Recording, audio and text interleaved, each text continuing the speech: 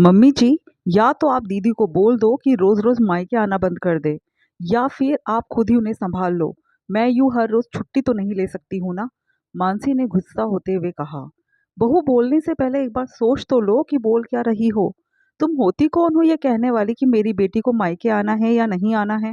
ममता जी गुस्सा होते हुए बोली। सही कहा मम्मी जी, मुझे बोलने का हक नहीं है, लेकिन कम से कम आपको तो बोलने का हक है। आप तो उन्हें समझा नहीं सकती। एक तो वो जब चाहे यहाँ आ जाती है, और फिर उम्मीद करती है कि मैं छुट्टी लेकर घर पर रहूं। भला ये कैसे पॉसिबल है। नौकरी करती हूँ, मुझे भी 10 जवाब देने पड़ते हैं वहां पर। बड़ी तेरी नौकरी से हमारा घर चल रहा है, जो इतना एहसान जताती है। तेरी नौकरी के चक्कर में मैं अपनी बेटी का मायका खत्म नहीं कर सकती। अरे जब मेरी ननद आती थी ना, तो मैं तो हर अपना काम कैंसिल करके उसकी सेवा में घर में हाजिर हो जाती थी। तेरी तरह नाटक नहीं करती थी। पर तुम आजकल की लड़कियों को तो रिश्ते सुहाते ही कहा है। और कौन सा तुम सारी चीज खुद बनाती हो।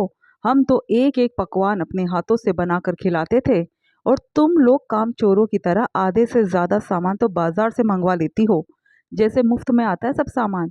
मेरी बेटी तो आएगी और जरूर आएगी, तुम्हें जो करना है करो। ममता जी एक तरह से ऑर्डर देकर अपने कमरे में चली गई। मानसी की समझ में नहीं आया कि वो करे तो करे क्या।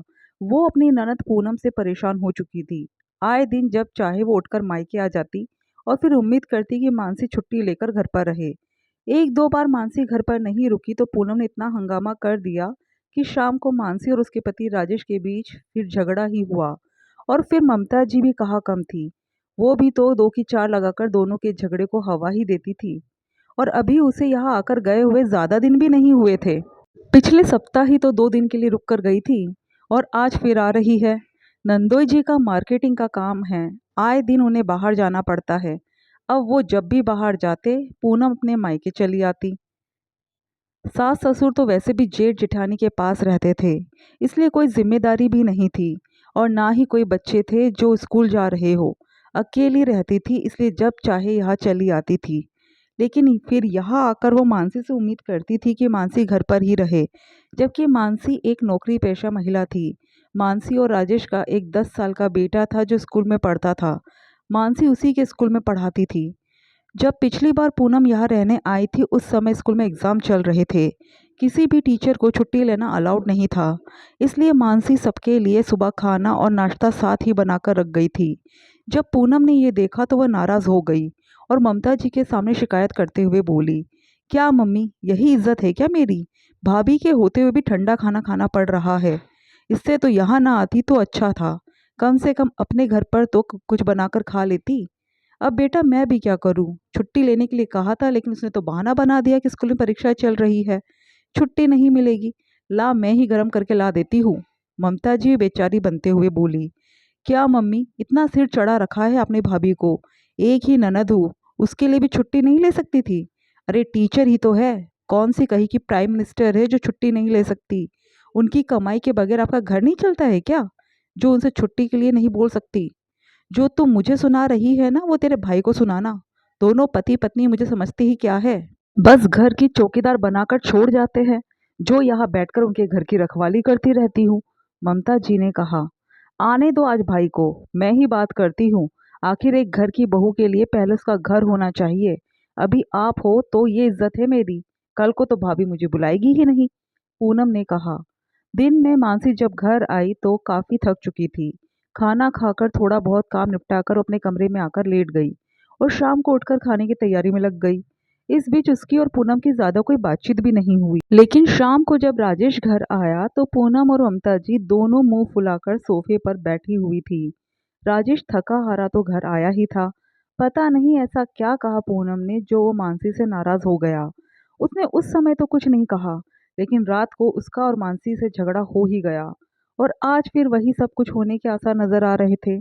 खैर थोड़ी देर बाद पूनम घर आ गई, लेकिन तब तक मानसी तैयार होकर स्कूल जाने के लिए अपने कमरे से बाहर आ गई।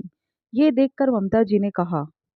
बहू, तुझे कहा था ना मैंने कि पूनम घर आ रही है, फिर तू कहाँ जा रही है। मम्मी जी, आपको पता है ना कि स्कूल में अभी अभी एग्जाम हुए हैं। कॉपी चेकिंग, रिजल्ट बनाना, वर्कलोड बहुत ज़्यादा है, और फिर छुट्टी नहीं मिलेगी मुझे, इसलिए स्कूल जा रही हूँ। ये सुनकर पूनम बिगड़ते हुए बोली। भाभी, आप टीचर ही तो हो, कहीं की बैरिस्टर तो नहीं हो कि आपको छुट्टी नहीं मिलेगी।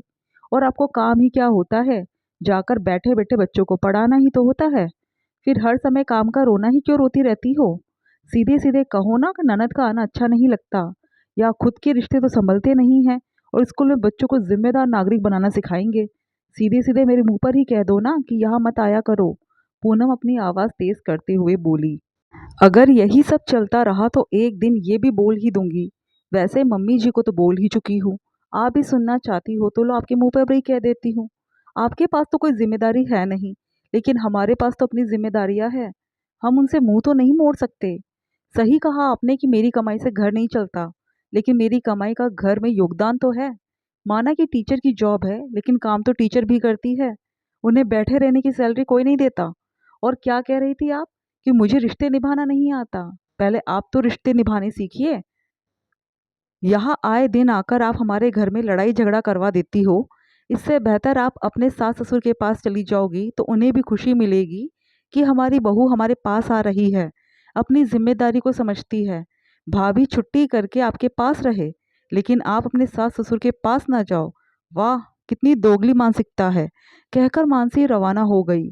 पीछे पूनम ने काफी हंगामा किया, लेकिन इस बार राजेश ने भी मानसी का ही साथ दिया।